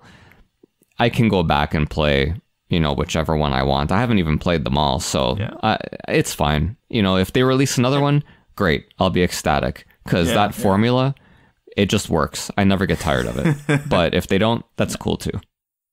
Yeah. Well, I'm just happy that we're seeing a lot of kind of board game influences in video games. I think that it's going to allow developers to create experiences that we haven't traditionally seen. And I think that most of those improvements and innovations will come from the indie scene. So, I think thinking about the decade of the 2020s, I think that's one of the things that I'm most excited for. I'm not necessarily as excited about graphical improvements. I'm excited about what kind of new gameplay experiences the 2020s are going to bring to the table. Because I think that's something that the 2010s have really done a great job at. I don't think that we're going to remember the 2010s necessarily for the graphical leaps. I think we're going to remember it more because it was the decade that indie really blew up and it was able to stand toe-to-toe with the AAA experiences and, bringing new experiences to the table, which I think is critical for a medium to survive. Yeah. Yep. We're in the roaring 20s now, my friends. The roaring 20s. and you can't really rely on AAA anymore to give you a new experience. What you can rely on them for is to, refine and polish and microtransaction the shit out of existing experiences, but they're very rarely going to bring you something entirely new. Yeah. Well, with that cynical perspective, I think we all share.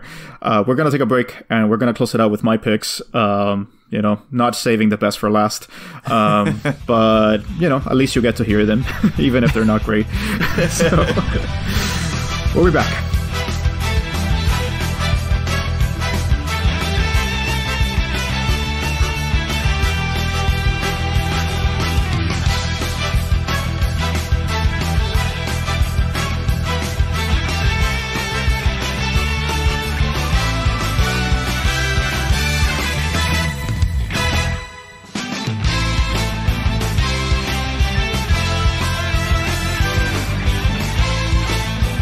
All right, everybody, and this is it. We're back, and as I said, I'm going to disappoint you, but I have now committed to this. That's the tagline for the entire show, really.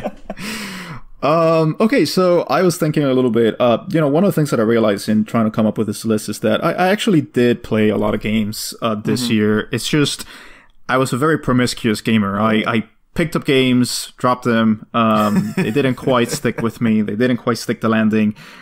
For the non-2019 games, I actually, even this year, even this late, I was trying to find something that really grabbed me. And, I tried to play, a game last night, see if that one was going to grab me, and it didn't. And so I decided to just go with, the comfort zone pick. Hold on, guys. My dog is fucking being annoying. This is content.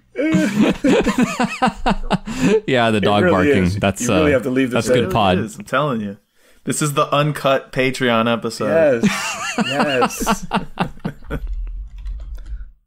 Yeah, so I was thinking about what kind of game really stood out to me, and so I decided to go with my comfort zone picks. And I think the game from another year that's not 2019 that really just stood out to me, and we talked about it a lot. And I actually thought Arnie was going to mention it as his favorite non-2019 game, and that's Astrobot. I absolutely love Astrobot. Yeah. Every time I get sucked into that world and I feel like I'm physically there, and I get to control the little robot around and trying to save his friends, and I actually get to feel the world, and I actually get that sense of perspective. It just makes a huge difference, and I really think that game makes the very best case for VR. If you have a VR non-believer, I think you just have to pop in Astrobot. It's not a game that, unless your paw, will give you motion sickness, which is good because that's kind of the biggest problem for VR and kind of selling VR. And it really kind of sells the tactile experience that VR kind of really brings to the table. The fact that this is not like the 3D fad where it kind of looked cool, it kind of gave us some perspective, but you were like, okay, it's cool, but I don't need this. Whereas with this, it really opens up a whole new world of gameplay. Even for a genre that's as old as the platformer, it really presents you with an experience that feels fresh again. And it really helps that something like Astrobot has a lot of character. It's a game that it's very charming. I really do feel like it really, kind of speaks to players of all ages. It's a game that is, as cliche as it is fun for the whole family.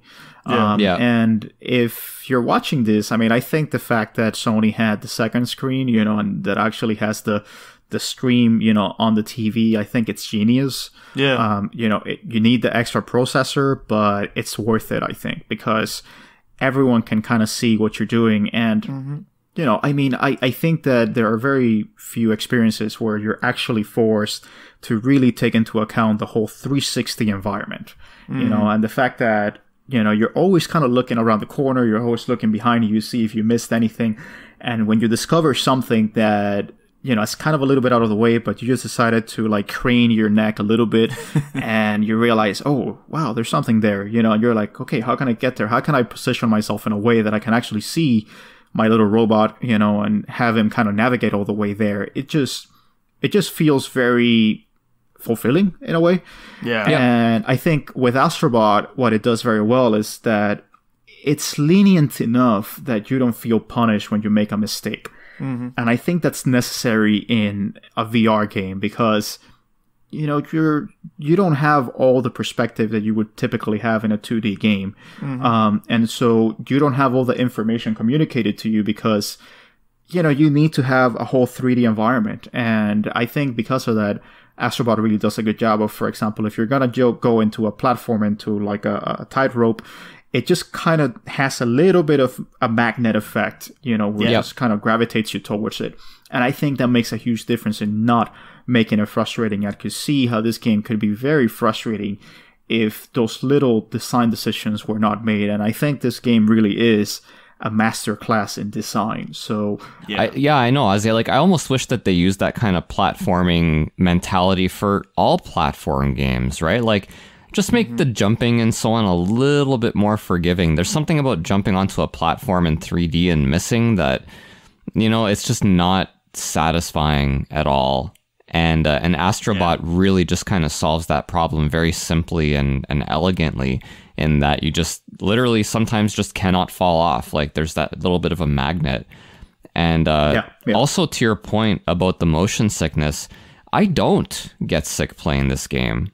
It basically kind of solves that issue as well, because the whole screen moves forward so seldom, and there's no turning either. You kind of move the screen forward with your little robot, and then you kind of have an area that you play around in and explore, and you turn around and you look around and you see what's what, but the actual movement, very, very, very sparse. I don't feel ill at all playing this game. And that's why I feel like Sony Japan, I think it's an internal group within Sony Japan called a Sobo team or something. And I really think that they did a fantastic job in kind of foreseeing all the various issues that players could have in VR and course correcting for them. And I think that a lot of developers would do very well to look at Astrobot and kind of see the design lessons that were learned in that game. Astrobot, fantastic game. The other game that I thought I was going to talk about was Inside by Playdead. Fantastic game, very, ambiental, very atmospheric. It's a game that I can only play so much of because it makes me feel very oppressed. It's a weird sci-fi story that is very cryptic and mysterious. It's a strange game, and I don't think that there are many games out there that feel like that game does.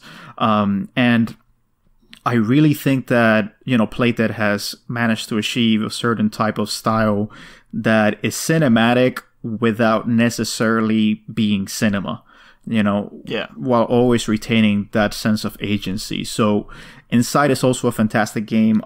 Unfortunately, Astrobot was just that much more memorable to me, but Inside was one that stuck out to me. I like that in a world where we have Sekiros and Resident Evil 2s and Jedi Fallen Orders, a game about being a tiny robot that wants to rescue all his tiny robot friends, is this good. It makes me very happy. Listen, I mean, a big part of video games is just kind of being transported to an earlier time. And Astrobot does that very well. It really makes you feel like a kid. So I'm glad that it exists, and I hope that Sony Japan keeps on, providing experiences like this. In terms of 2019, as with a few of us, like Arnie, I did not play a lot of 2019 games, but I did play just enough. There are a number of them that I still want to play. I want to play Sekiro, of course. I really want to play Astral Chain from Platinum. That's one of the games that has been on my list, but, as a Switch game, it's still full price. So at some point, I'm going to have to bite the bullet. But Astral Chain is one that I missed out on. The other one that I missed out on because it came out late in the year, and I just did not have the time to pick it up, was Disco Elysium. That's a game that is really influenced by Planescape Torment.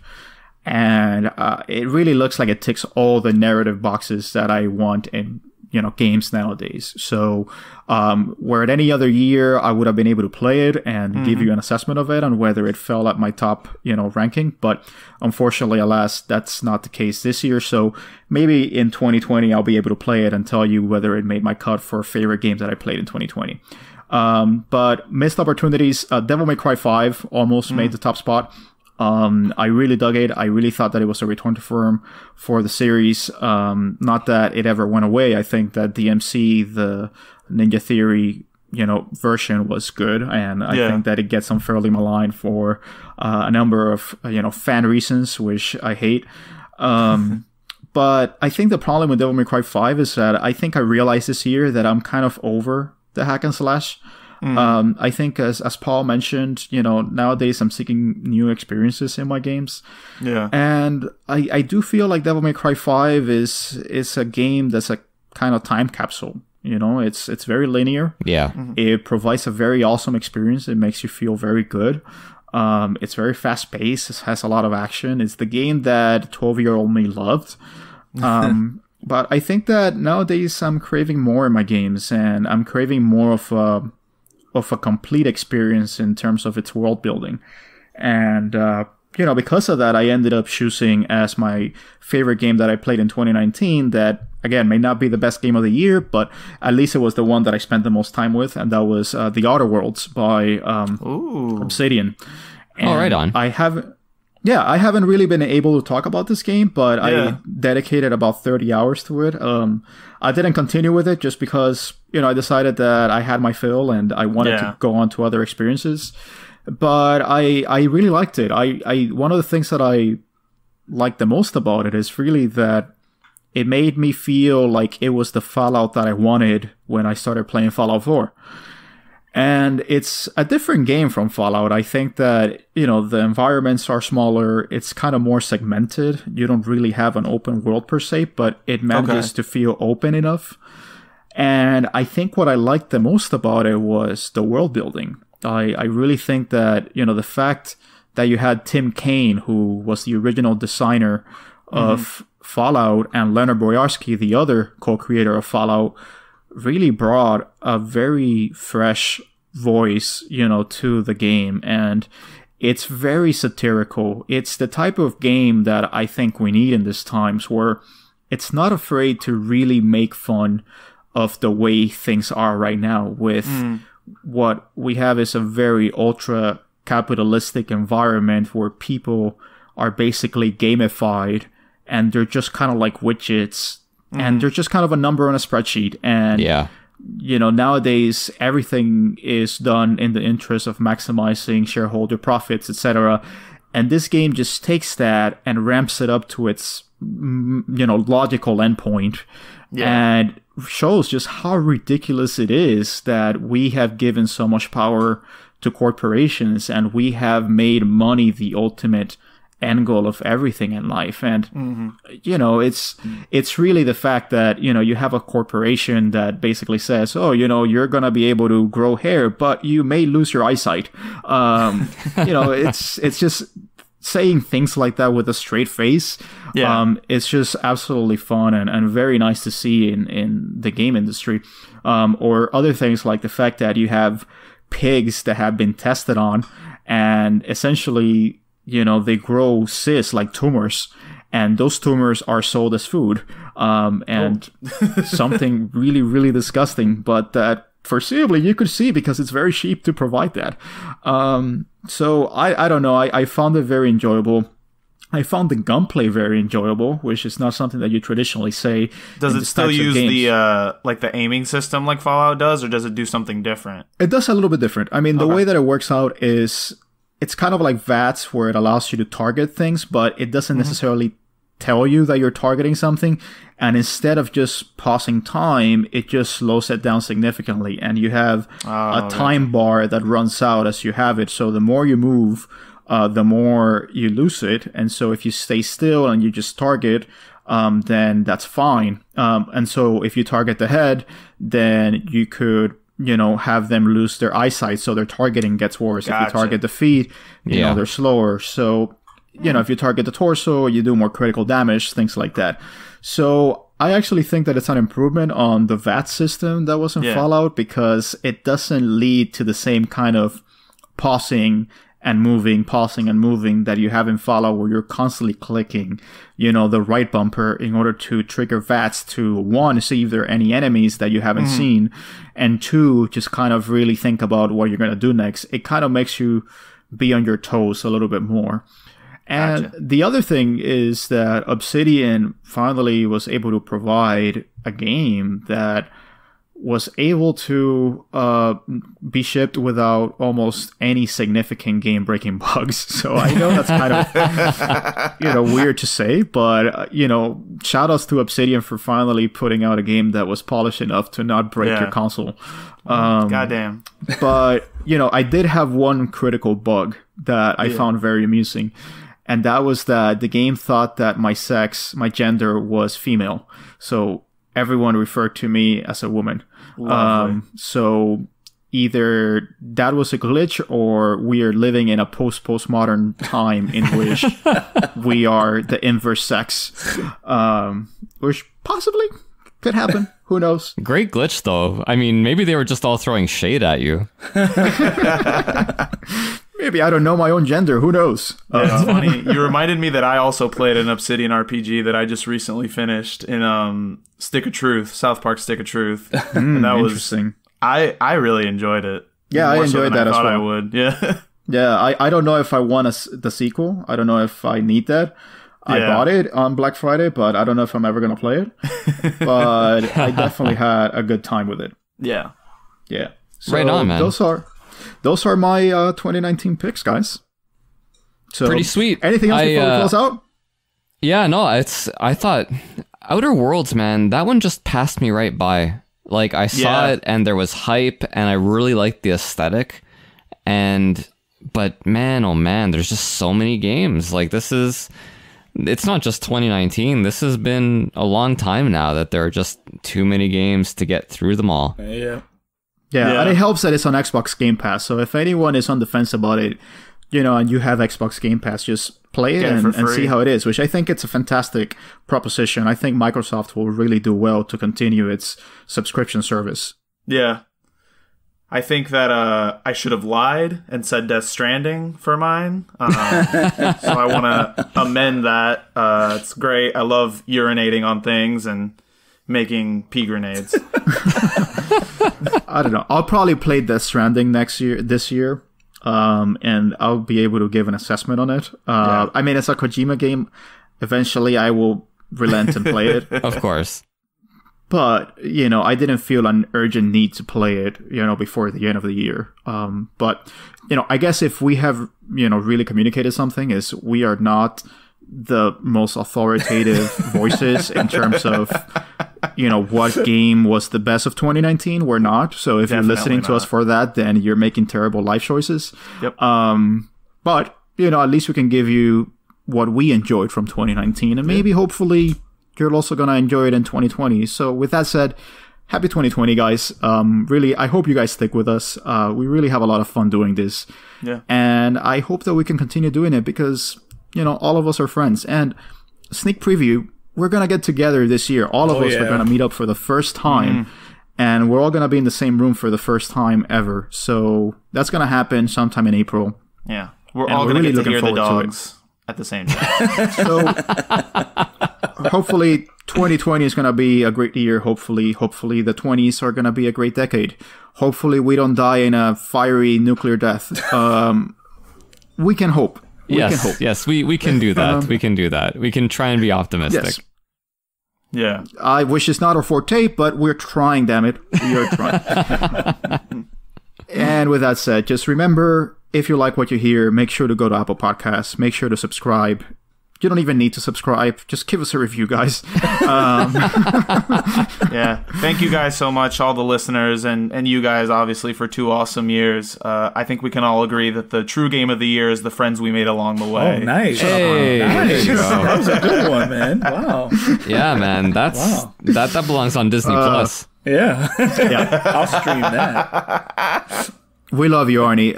Like we said on the Battle Games Roundtable, Arnie, you're our effervescent ray of sunshine and our chief procrastinator. So we love you.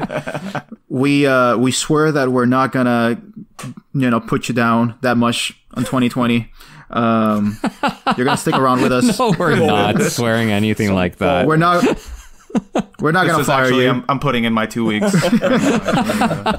This is really awkward.